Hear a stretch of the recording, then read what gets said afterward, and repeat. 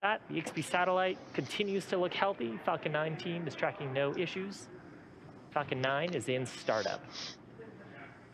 Hey guys, bottom 25, you're going to the IXPE that. So the launch director has given their final go for launch. So with that, we're proceeding into the last 30 seconds of the terminal count. T-minus 30 seconds. Let's listen in as Falcon 9 takes IXPE into orbit. Let's see, minus 20. This is launching from ASCII 39.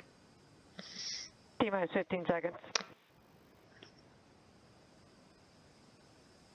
10, 9, 8, 7, 6, 5, 4, 3, 2, 1, 0. Ignition. Liftoff. Liftoff. Good hunting, IXPE. There she goes. Vehicle is pitching downrange. Nominal first stage chamber pressures.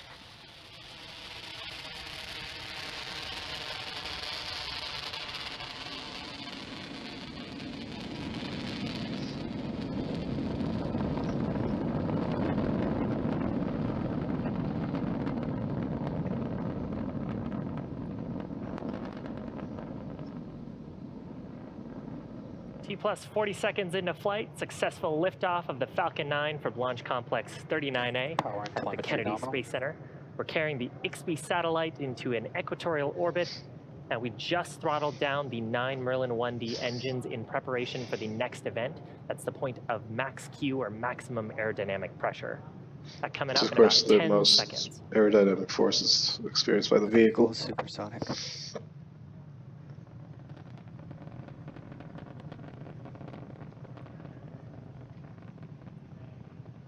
Max Q.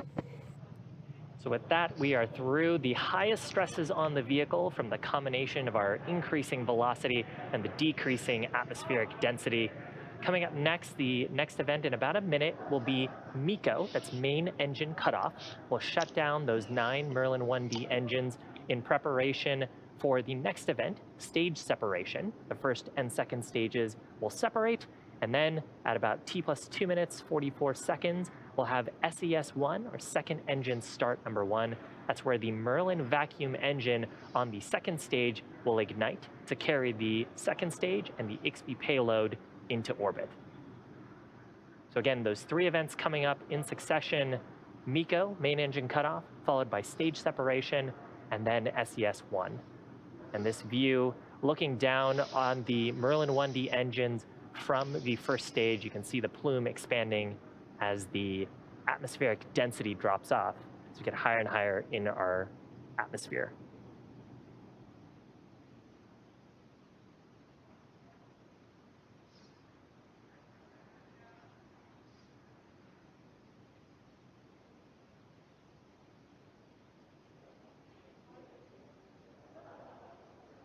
First stage engine cutoff.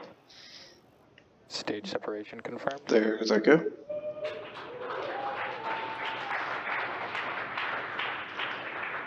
And second stage.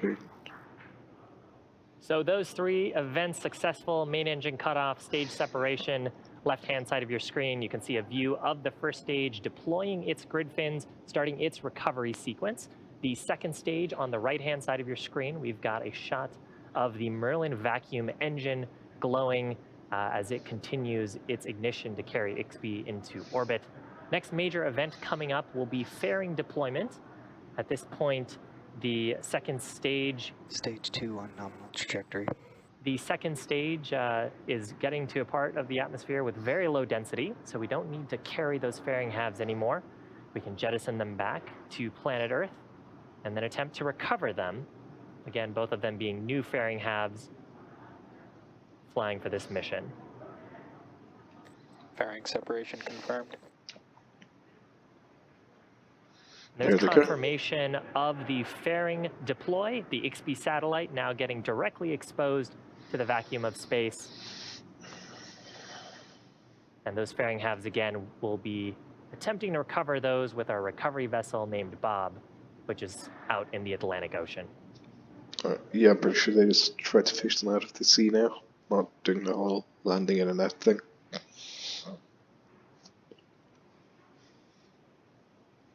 So if you're just joining us, welcome. We're about T plus 4 minutes and 20 seconds into today's mission. Acquisition of signal, Bermuda. On your screen is a view of the Merlin vacuum engine on the second stage. It's completing its first of 2 planned burns to take the IXPE satellite into an initial parking orbit. We had an on-time liftoff at 1 a.m. Eastern Time.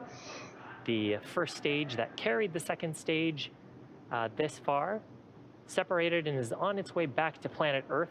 Its next major activity will happen at about T plus 6 minutes and 20 seconds, and that'll be for the entry burn, where it'll ignite a few of its engines to slow down in preparation for entering the Earth's atmosphere.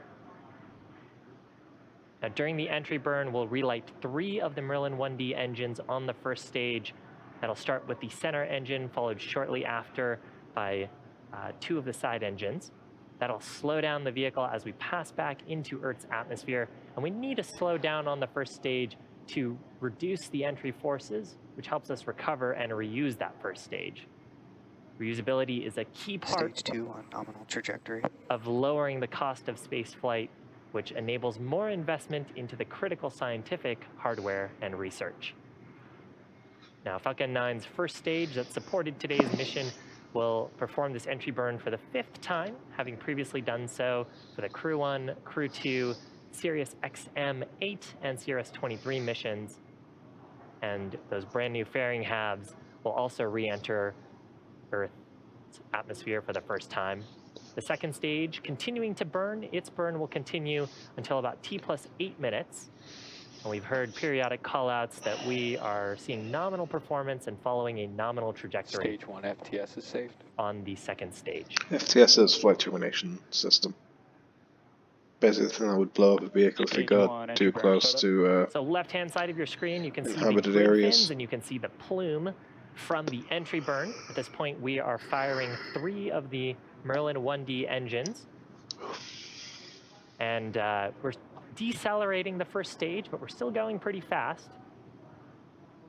So as we're flying into the Earth's atmosphere, that soot is actually getting kicked back, the plume is getting kicked back. Stage 1, entry burn, shutdown. Onto the first stage. And the plume is carbon-based, so that'll deposit a nice layer of soot on the first stage's surface. Stage 2 on nominal trajectory. Nominal shutdown of the entry burn. The next activity for the first stage will be the landing burn. That'll happen at about T plus 8 minutes and 10 seconds. Second stage continuing to look nominal. Now the engines on both the first and second stage are different.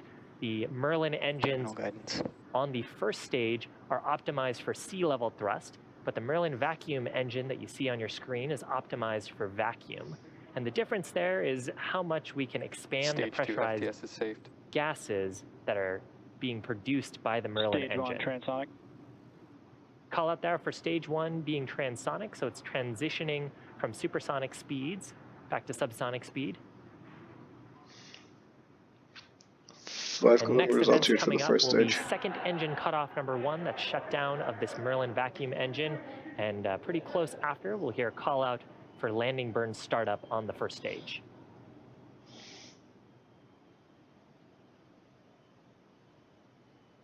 Stage 1, landing burn. And back engine cutoff. So shutdown of the Merlin vacuum engine. We've got landing burn startup on the first stage. Left-hand side of your screen is a shot from the drone ship. Nominal Stage 1, landing leg deploy. And correction, that's a shot from the first stage. And on the right-hand side is a shot from the drone ship. We've deployed the landing legs, hopefully for a soft touchdown on just read the instructions.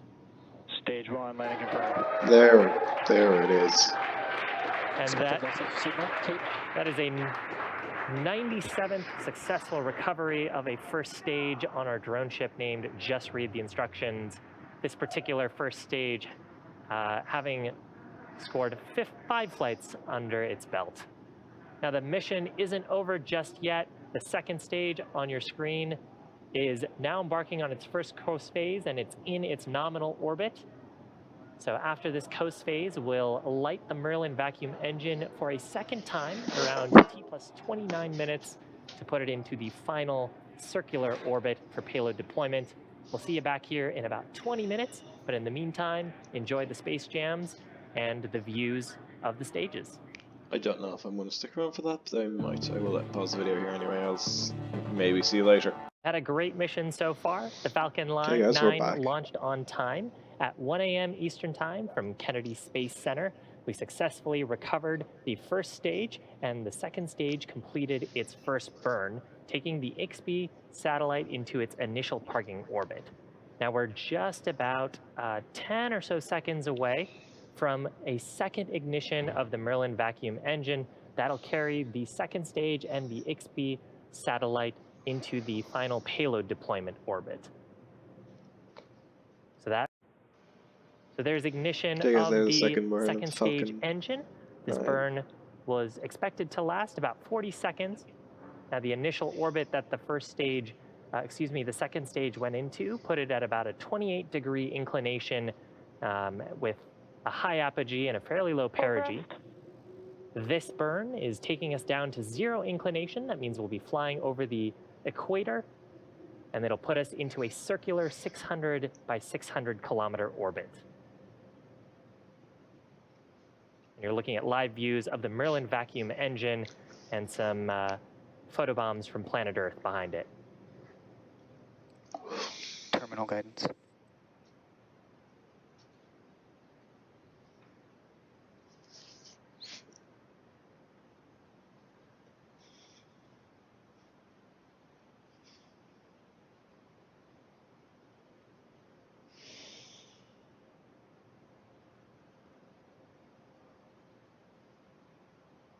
Nominal MVAC cutoff. So with that, the second stage engine, the Merlin vacuum engine, has shut down.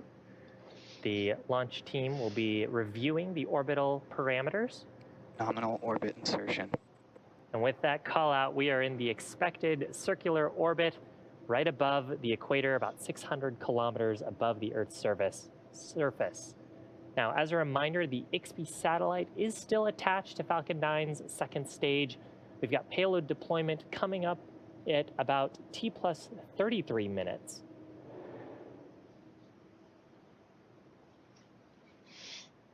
Now, if you're just joining us, we had an on-time launch at about 1 a.m. Eastern Time, followed by successful ascent, then stage separation. We successfully recovered our first stage, and we've completed 2 second stage burns. And the booster, and actually there's a live shot of the second stage and the IXPE satellite above planet Earth, currently over Africa. Now the booster that supported the IXPE launch today Acquisition of signal, Melindy. successfully landed for the 5th time on our drone ship named Just Read the Instructions that was stationed out in the Atlantic Ocean off the coast of Florida. Reusability is a key part of SpaceX's mission to increasing the access to space, and we also had brand new fairing halves on today's mission. We'll be attempting to recover both of those on a recovery vessel named Bob. That is another great shot of NASA's Imaging X-ray Polarimetry Explorer, or IXPE. This mission is the first satellite that's dedicated to measuring the polarization of X-rays coming from high-energy objects like black holes and supernova. It's the first NASA Launch Services Program mission that's ever been launched from the Launch Pad 39A, a historic launch pad at Cape Canaveral. And it's SpaceX's 5th as part of that program. This program helps launch spacecraft to observe planet Earth, visit other planets, and to explore our universe. Now, the IXPE satellite does mark also Falcon 9's first launch to an equatorial orbit. The satellite is currently in a 0-degree inclination orbit above our equator at about 600 kilometers above the Earth's surface. We're about a minute away from payload deployment. And once we get into payload deployment, the IXPE satellite will then get to proceed with its 2-year mission. Now, IXPE is an orbital observatory. Its job will be to study the laws of nature on astrophysical objects that we can't recreate in labs here on planet Earth. So we'll use the telescopes on IXPE to observe them in parts of our universe. Over the next month, the satellite team will conduct checkouts of the vehicle. They'll extend a boom that holds 3 telescopes on the satellite, and then they'll start observing some of those astrophysical objects. The first one will be a supernova remnant, so the remains of a stellar explosion in the Cassiopeia constellation. It's an object that's about 11,000 light years from planet Earth. And payload separation confirmed. There it goes. So there's confirmation of payload separation. The IXPE satellite floating away from Falcon 9's second stage to begin its 2-year mission to study some of the most energetic objects in the cosmos. So yes, I'm going to end this video here. That was the launch of IXPE on a And with Falcon 9. that, Goodbye. it's